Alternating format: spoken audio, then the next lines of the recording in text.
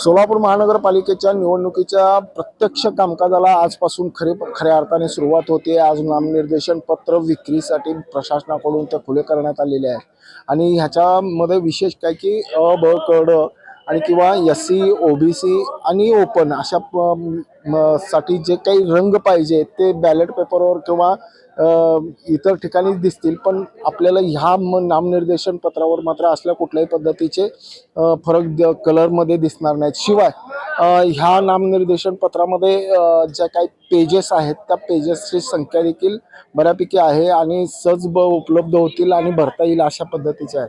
आज तुम्ही नामनिर्देशन पत्र घेतलं, हो, या नामनिर्देशन पत्रामध्ये आजच्या नामनिर्देशन पत्रामध्ये काय फरक आहे? ह्या काही अडचणी म्हणजे शॉर्ट पिरियड मध्ये जास्त कागदपत्रांचा उल्लेख झालेला आहे ह्या वेळेला आणि म्हणजे दाखल्यामध्ये म्हणा एक तर पिरियड शॉर्ट दिलेला आहे आणि फक्त 7 दिवसाची अवधी आहे। NOC मिळण्यासाठी काल परवा महानगरपालिकेने एक खिडकी उघडलेत, तिथे देखील मोठ्या प्रमाणात गर्दी आहे। आज पाहता तुम्ही इथे देखील आज अनेक लोक पिरियड शॉर्ट असल्यामुळे आज मी देखील फॉर्म घेऊन डिपॉझिट रकमा व NOC सर्व घेऊन आज जातोय, कारण येणाऱ्या काळामध्ये 19 पानाचा हे नामनिर्देशन पत्र दिल्यामुळे एका कायदे तज्ञाकडनं माहिती घेऊनच सर्व उमेदवारांना आवाहन करतो की त्यांनी कायदे पद्धतीने ज्या सगळ्या त्रुटी असतील त्या हिशोबाने आपलं नामनिर्देशन भरावं।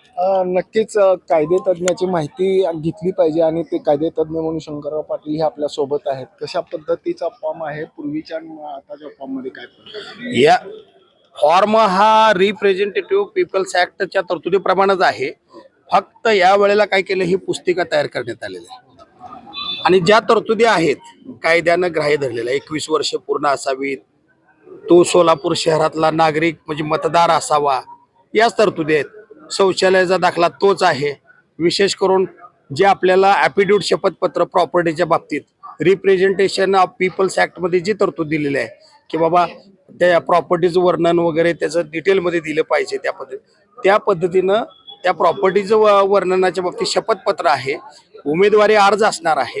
जर जाती OBC साठी किंवा SC साठी उभा राहिलेला असेल तर जातीचा दाखला विथ जात पडताळणी किंवा जातीचा दाखला विथ ते हमीपत्र ह्याचं की 12 महिन्यात मी जात पडताळणी प्रमाणपत्र देईन अशी पोच। आपत्तीच्या संदर्भात काय 12 सप्टेंबर 2001 नंतर जर त्याला तिसरं अपत्य झालेलं असेल तर संबंधित व्यक्तीच्या बाबतीत जर बर्थ सर्टिफिकेट या ठिकाणी दिलं गेलं तर तो महानगरपालिकेची निवडणूक कायद्याप्रमाणे लढू शकणार नाही। सर्वसामान्य उमेदवाराला अडचण येणारी गोष्ट कुठली की ती नामनिर्देशनामध्ये आपल्यासारख्या तज्ञाकडूनच ती माहिती घ्यावी लागेल। नामनिर्देशन पत्रामध्ये बऱ्याच वेळेला लोक काय करतात की अंतिम यादी बघत नाहीत, प्रारूप यादी कधी नाही ती बघितलेली असते, ऑनलाईन बघतात, भरताना तिसरंच भरतात, निघतं तिसरंच आणि त्यावेळेला फॉर्म दुर्दैवाने रद्द होतो किंवा काही गोष्टी त्यांना माहीत नसतात। उदाहरणार्थ प्रॉपर्टीच्या बाबतीत प्रॉपर्टीचं वर्णन जर बायको नावावर काय प्रॉपर्टी असेल आणि ती जर वर्णन केली गेली नाही तर माझ्याजवळ सुप्रीम कोर्टात सायटेशन आहे की if the property which is in the name of the wife is not disclosed then the nomination form can be rejected. म्हणजे रिजेक्ट होऊ शकतं।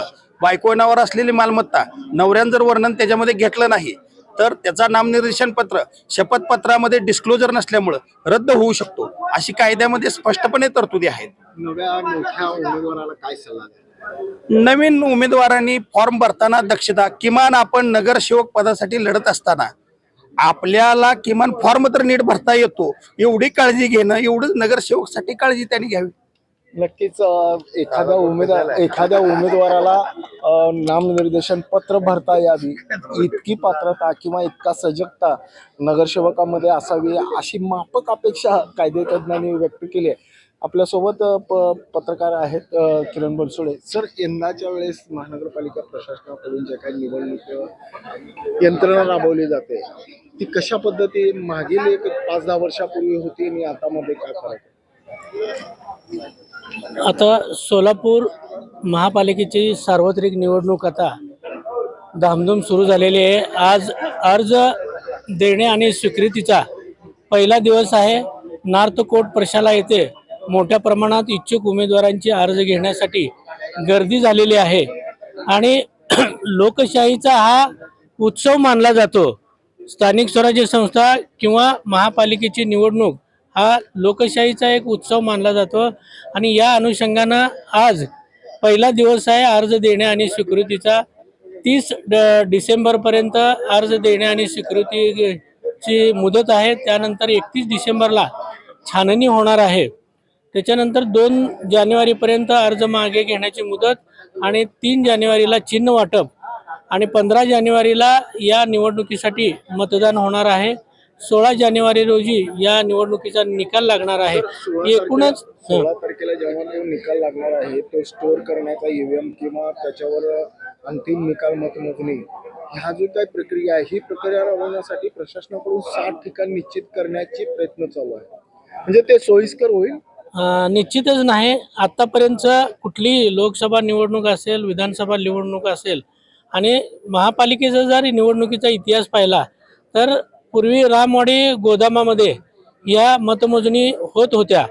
आत्ता प्रथमच असं एकूण नियोजन किंवा तयारी दिसून येते की 7 ठिकाणी मतमोजणी करण्यात येणार आहे आणि ही सोयीस्कर होणार नाही.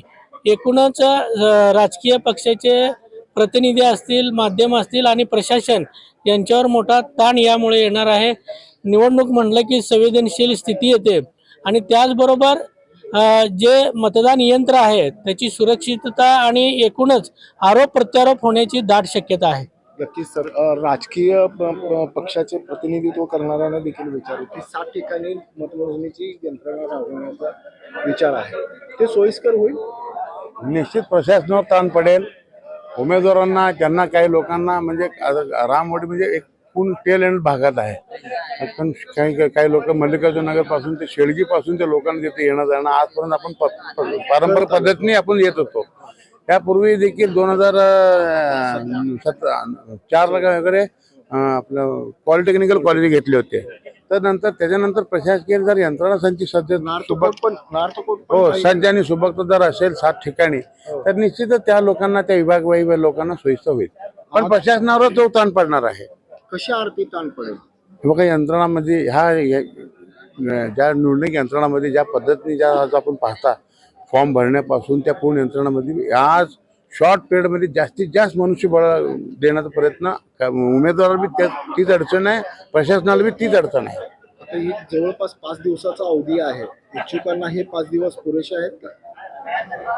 इच्छुकांना तसं तर पुरेशी नाही आहे. लगभग पिरियड शॉर्ट असल्यामुळे धावपळ प्रमाण मोठ्या प्रमाणात होणार आहे. आता जे काही आपण नामनिर्देशन पत्र घेत असताना डिपॉझिट ही पद्धत आहे. ओपनसाठी किती आणि राखीवसाठी किती. ओपनसाठी 5,000 रुपये, राखीसाठी 2,500 रुपये त्यांनी रक्कम भरण्यात आलेली आहे आणि प्रत्येक फॉर्माला 100 रुपये त्यांनी घेण्यात आलेला आहे. म्हणजे आजच डिपॉझिट रक्कम जमा करून घेतली असं काय नाही. काही अडचणी आहेत.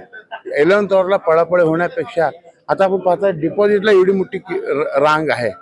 एक तर पिरियड शॉर्ट आहे त्याच्यामुळे उमेदवारांना लगबग पडालेली आहे आणि काही किचकट काही मुद्दे आहेत. मी म्हणतो ना वारंवार की कायदे तज्ञाचा विचार करून उमेदवारांनी फॉर्म भरावा. का जे एकूणच प्रशासनाने जी काही व्यवस्था केली समाधानी आहात. पण निश्चितपणे समाधान आहे.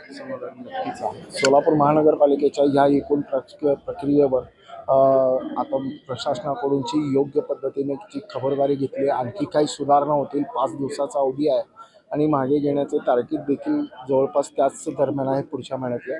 म्हणजे एकूणच बघितलं तर प्रशासनाच्या प्रत्येक दिवसाचा अनुभव दुसऱ्या दिवशीची सुधारणा करण्यामध्ये नक्कीच उपयोगी पडेल. रेड न्यूज करता यासिन शेखसह मी नितीन पंत.